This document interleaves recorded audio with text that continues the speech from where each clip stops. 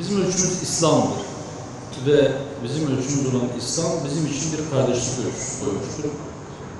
O ölçü de şudur: müminler ancak kardeştirler. Müminin mümine nispeti veya müminle ilişkisi ancak kardeşliktir. Ve biz de parti, mezhep, meşrep ayrımı üretmeksizin bütün müminleri kardeşimiz olarak biliyoruz. Kardeşlerimizle bir araya gelmeyi, biraz önce dediğim gibi, kendimize bir vazife atfediyoruz. Sizler her biriniz belli bir kitlenin temsilcisi olarak buradasınız. O yüzden belki sizlerle yaptığımız işleri, belki on binlerle yapılmış bir istişare olarak kabul edeceğiz. Ve memleket meseleleriyle ilgili sizlerin düşüncelerini almak, bunları değerlendirmeyi kendimiz için bir zenginlik, bir fırsat olarak değerlendireceğiz inşallah. 4,5 ay önce buraya geldiğimizde bu anayasa ile ilgili konuştuğumuzda demiştim ki biz 9-10 yıldır diyoruz ki mutlaka yeni, tamamen sivil, adil bir anayasa yapılmalıdır. Bu Türkiye'nin ihtiyacıdır. Ve o zaman için yakın geçmişte Sayın Cumhurbaşkanı'nın böyle bir açıklaması oldu. Artık bunu konuşmanın zamanı gelmiştir dedi. Nasılsa Sayın Cumhurbaşkanı yeni bir anayasa yapılması gerektiğini dillendirdi. Artık bu iş olur, kendi mecrasında yürür diye rahavete kapılırsa korkarım ki bu iş olmayacak. Ya da olmama riski var. O yüzden tabandan bir talebin yükselmesi lazım. Yani İslami hassasiyeti olan, bu meseleyi kendine dert edinen insanlar nasıl bir anayasa istedikleri konusunda biraz ses çıkarmaları gerekiyor. Biraz talepkar olmaları gerekiyor. Yoksa iş sadece Ankara'ya bırakılsa, sadece siyasi partilere bırakılsa, hatta yani sadece iktidara değil, iktidarıyla muhalefetiyle sadece siyasi partilere bırakılsa çok uzun bir süredir, yani 10 yılı aşkın bir süredir neredeyse bütün siyasi partiler yeni bir anayasa yapılması gerektiği konusunda ittifak ettikleri halde yeni bir anayasa yapamıyorlar. Çünkü anlaşamıyorlar. Çünkü her birisinin talepleri farklı. Ya da arada bir gündeme gelip bir müddet sıcaklığını koruyor, sonra o şeyler rafa kalkıyor.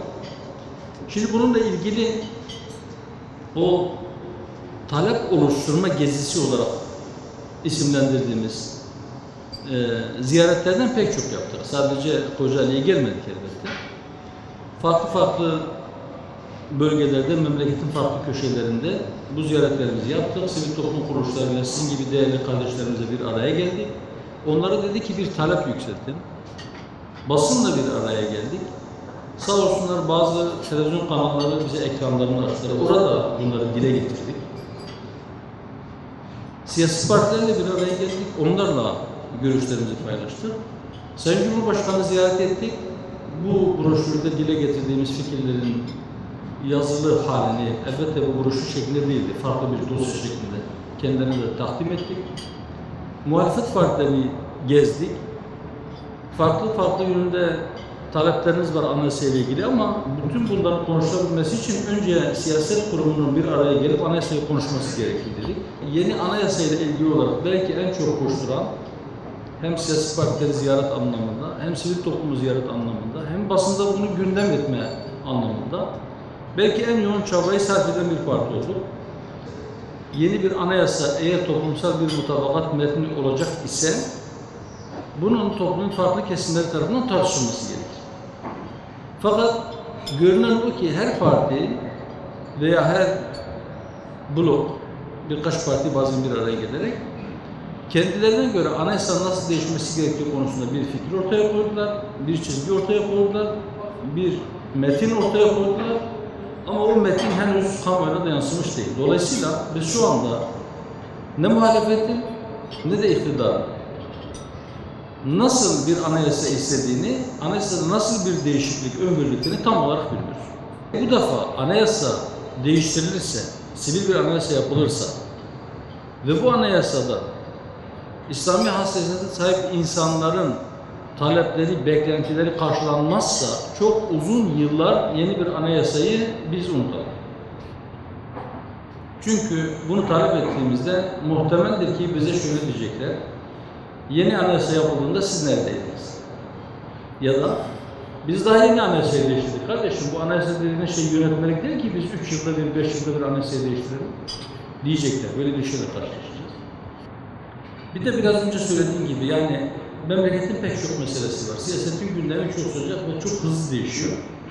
Bazen siyasetin Ankara'daki gündemiyle sokaktaki gündem farklılaşabiliyorlar. Neticede ama aşağı yukarı memleketin gündeminde olan birkaç tane mesele var. Uzun süre konuşulan. Bazen arıza olarak bazı başka şeyler çıkabiliyor. Bununla ilgili ve bunların hal çareleriyle ilgili istedik ki buradaki kardeşlerimizin önerileri, görüşleri ve eleştirileri neyse onları biz dinleyelim. Siyasetin yapılan bir tarifi de şudur. Siyaset nas ile yani kesin kurallar ile belirlenmiş alanların dışındaki konularda milletin, ümmetin maslahatına göre işleri yürütmektir. Nedir bizim maslahatımız, nerededir? Onu birlikte müzakere edelim inşallah istiyoruz. Dedik yani bizim ölçümüz İslam'dır. İslami hassasiyetimiz vardır. Buradaki bütün kardeşlerimizin ortak temel noktası olur. Her birimiz memleketin farklı köşesinden gelen, isimleri farklı ailelere mensup, hatta farklı partilere oy veren insanlar olabiliriz. Ama hepimiz aynı kıbleye dönüyoruz. Hepimiz aynı Allah'a iman etmişiz. Hepimiz Ramazan ayında oruç tutuyoruz. Şimdi bizim inancımızın bizden istediği veya bizde olmasını istediği bazı özellikler var. Nedir o? Mesela bir tanesi müminlerden bahsederken ayet-i kerimede diyor ve emruhum şura beynehum. Onların işleri aralarında istişare edilir. Yine idareci sıfatıyla o dönem Resulullah Aleyhisselatü Vesselam'a ve onun şahsında herhangi bir kurumu veya herhangi bir memleketi, herhangi bir beldeyi idare eden herkese bir emir var. وَشَاوِرْهُمْ فِي الْاَمْرِ İşlerde onlarla istişare. Bu emirler gereği biz de buradaki kardeşlerimizle istişare edelim. Yani biz istişareyi elbette parti içerisinde bazen bütün kardeşlerimizle istişare ediyoruz.